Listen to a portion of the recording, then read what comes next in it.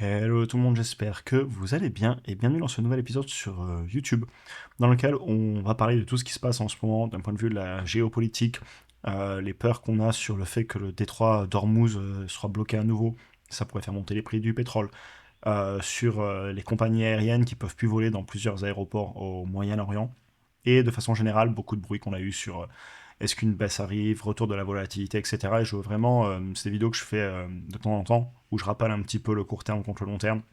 Ce que je fais aussi, les actions concrètes, j'achète en ce moment. Pareil, j'ai pris des actions plus court terme, des décisions sur ma façon d'investir, etc. Donc je vais vous reparler aujourd'hui, j'en ai déjà parlé dans le school aussi. Donc voilà un petit peu pour le programme d'aujourd'hui. Pour information aussi, pour les membres de la communauté, vous avez le replay qu'on a fait du live ce dimanche. Très intéressant, merci à tous pour les questions, etc. Et pour ceux qui veulent nous rejoindre pour avoir accès à des vidéos qu'on fait au quotidien, accès aussi à mes analyses, prix cibles. Par exemple, la semaine dernière, on avait fait une vidéo sur 5 actions, Publicis, Rexel, Ondas, Synopsys et Intuit, etc. Et c'est sans engagement, ce qui fait que si au bout d'un mois, vous voulez juste retourner sur YouTube et pas avoir le contenu en plus, eh ben, il n'y a pas de souci là-dessus. Donc voilà. Et évidemment, comme d'habitude, il s'agit en aucun cas de conseils en investissement et on attaque avec la vidéo. Donc tout d'abord, au niveau de tout ce qui est le pétrole, etc. Sachant que le détroit d'Ormuz apparemment n'est plus utilisable à nouveau, c'est un endroit dans lequel passe entre 15 et 20 millions de barils par jour de pétrole. C'est environ 20% de l'offre mondiale.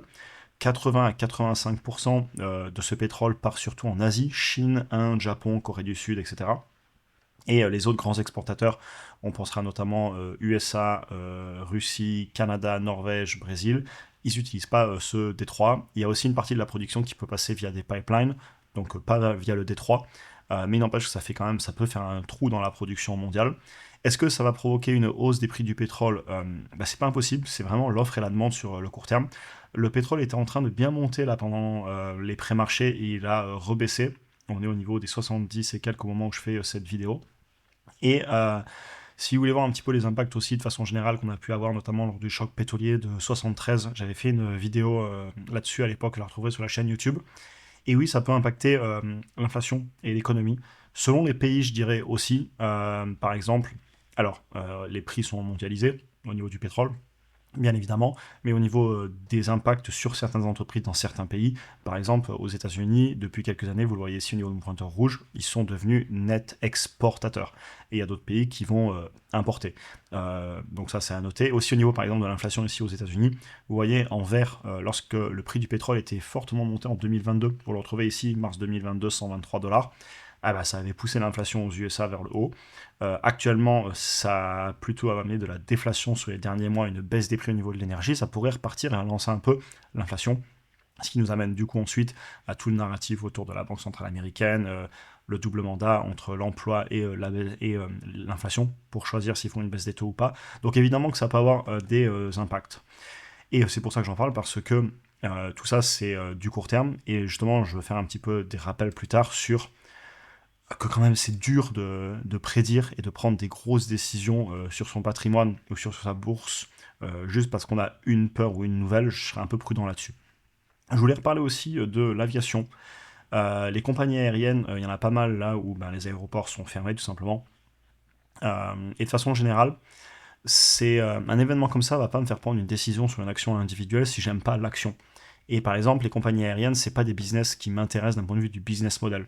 Même s'il y avait une énorme décote, à un moment, jamais dire jamais, certes, mais fondamentalement, c'est pas des business qui m'intéressent en qualitatif, donc c'est même pas une histoire de prix de quantitatif, notamment à cause des marges, hein, marge de free cash flow ici, vous voyez. Alors Ryanair s'en tire un peu mieux, j'en ai pris 3-4 au hasard, mais Air France, voilà, 2,3% de médiane de marge de free cash flow. Les marges nettes, vous irez voir aussi, c'est pas beaucoup mieux. Je vous ai mis aussi United et Delta. Donc oui, ça peut corriger, oui, il peut se passer des choses, mais en fait, c'est ce que je voulais vous dire. Sur le court terme, il peut se passer plein de choses. Par contre, à un moment, j'en reviens à mes fondamentaux, et en fait, peu importe que ça baisse ou pas, peu importe que le marché corrige ou pas, si j'aime l'entreprise, je vais juste appliquer ma stratégie, et si je l'aime pas, ça aura peu d'impact en fait qu'il se passe quelque chose ou pas si je la veux pas au départ. Et c'est vraiment l'émotionnel. Ah, ça baisse. Ah, est-ce que c'est le bon moment d'acheter une compagnie aérienne, une compagnie pétrolière parce que le pétrole va monter ou baisser? C'est pas quelque chose que je veux faire. Moi, ça va être beaucoup plus. J'aime une action par exemple dans le pétrole à tel prix. il s'avère que, je sais pas, le pétrole baisse et donc elle corrige, et alors je m'y intéresse. Mais le prix, le fait que l'action bouge en bourse n'a rien à faire dans mon analyse. Ce qui est dans mon analyse, c'est ce que j'aime l'entreprise, le qualitatif, le quantitatif. Et si un jour un événement fait qu'elle est au bon prix, là c'est une autre histoire. Là je m'y intéresse. Et c'est ce que je vous dis ici en fait. Sur les actions individuelles, peu importe les hausses ou les baisses sur un événement, le fait qu'une action monte ou baisse n'a rien à faire dans mon analyse, je le répète encore. Le prix, c'est ce que je paie, ce que j'obtiens en face, c'est la valeur, et la bonne valeur par rapport à ce que j'ai payé. Et évidemment, par contre, si le marché m'offre une action à un prix qui m'intéresse, eh bien évidemment que je serai là pour l'acheter, mais l'événement déclencheur, c'est mon analyse et mon prix cible. Et si on vient un jour toucher le prix, alors j'achèterai. Et si ces événements m'ouvrent des points d'entrée, eh bien, tant mieux. Mais je ne vais pas aller chercher une action individuelle juste parce qu'un événement fait qu'elle a corrigé, si en fait je la voulais pas. Parce que pour moi, ce serait pas du rationnel. Et par exemple, en ce moment, le marché me propose du Amazon sous les 212 $, ben j'y vais. Et le marché me propose du Google à plus de 300 $, alors que moi je la veux à 200 et quelques grand max, là 204, et ben j'y vais pas. Encore une fois, j'en reviens aussi à mes questions de qualitatif. Par exemple, les compagnies aériennes, bah, les marges, ça ne me va juste pas en fait. Aussi bien le potentiel futur de l'entreprise que la capacité à gagner de l'argent un jour, que comment fonctionne le business, entre la concurrence, les marges faibles, etc. Bah, fondamentalement, même si ça vient à corriger parce que les aéroports sont fermés, etc., peut-être un trade et encore, mais c'est pas un événement qui va me faire changer ma décision sur une entreprise, non, c'est l'analyse de fond qui est importante. Maintenant, pour finir sur est-ce qu'on pourrait avoir une possible baisse, le retour de la volatilité, etc. Déjà, là, les pré-marchés du dimanche soir, quand je regarde, on est à moins 0,5%, donc voilà, c'est pas un gros événement, c'est des mouvements tout à fait normaux. Comme on le disait en live YouTube hier, enfin dans le school, impossible de savoir ce qui va se passer sur le court terme dans ce domaine encore plus que dans d'autres pour moi. La géopolitique, etc., je regarde pas trop, et puis c'est pas quelque chose que je maîtrise. C'est ce que je vous dis un petit peu plus tard, que souvent la première victime dans pas mal d'événements, bah, c'est la vérité, et on connaît les choses qu'à posteriori souvent. Par contre, ça je l'ai déjà dit et je vais le repartager, c'est un discours que j'ai depuis quelques mois, on en avait parlé aussi beaucoup dans le school. On est sur des plus hauts historiques, ou pas loin, sur le S&P 500, sur le Nasdaq, etc. On n'est pas spécialement en peur. Là, vous avez le Fear and Greed Index, donc l'indice de la peur et l'euphorie. Autant en novembre et en avril, on était très bas, autant aujourd'hui, on est plutôt à l'équilibre. Et donc, ça fait quelques mois que je remonte mes niveaux de cash. Je suis prêt à une baisse si ça arrive. Je ne veux pas me retrouver dans un cas où on aurait une grosse baisse généralisée comme ça arrive, vous le voyez ici. Hein. Vous avez mars 2020 moins 34%, on s'est pris ensemble la baisse d'avril 2025, il y avait eu aussi la longue baisse de 2022. Et je ne veux pas, alors qu'on est sur les plus hauts, me retrouver à ne pas être en train de monter mes niveaux de cash. Évidemment, j'applique toujours ma méthode, c'est-à-dire qu'en ce moment, j'achète plein d'actions. Par exemple, je vous parle souvent d'Amazon en ce moment parce que c'est un peu mon focus, mais il y a d'autres actions qui peuvent m'intéresser et chacun a ses propres analyses.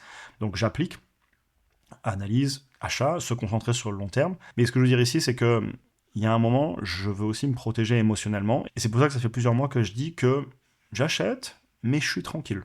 Je déploie pas tout, j'en garde sous le pied, je remonte un petit peu mes niveaux, parce que si on se prend une baisse un peu plus généralisée, comme ça arrive régulièrement, des moins 10%, voire plus, eh ben, je veux pas être dans cette situation émotionnelle où j'ai tout mis sur les plus hauts et j'en ai pas un petit peu sous le pied. C'est pas le moment pour moi d'être all-in.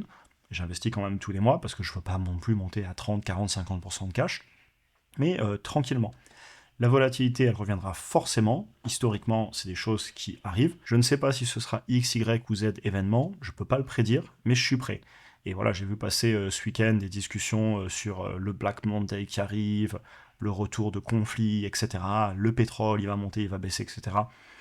Une résolution rapide ou pas rapide, je pense que on ne sait pas. Donc souvent, la vérité, comme je disais, c'est la première victime, et je suis du coup obligé d'en revenir à ce que je contrôle.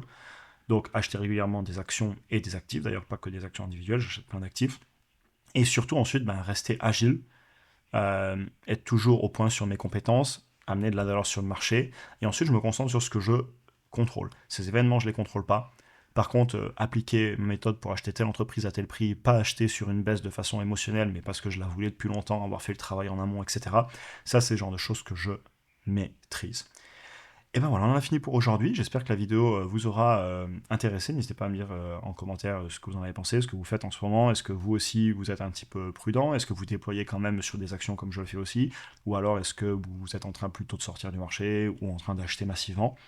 On en parle avec plaisir en commentaire. Je vous souhaite une excellente journée à tous et à très bientôt pour un prochain épisode.